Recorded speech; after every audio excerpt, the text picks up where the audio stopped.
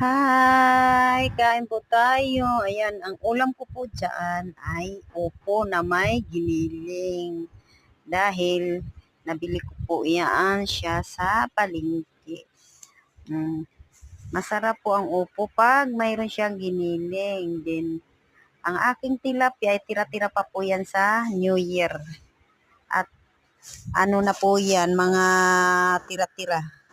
Yan ang kakainin natin ngayon. Oh, sarap-sarap ng ano. Minsan lang po ako makapag-upload ng aking YouTube channel kasi tinatamad ako mag-upload kasi busy ako sa work din. Para kasing mababa yung ng aking YouTube channel. Pero okay lang, enjoy lang na, diba? Kain po tayo.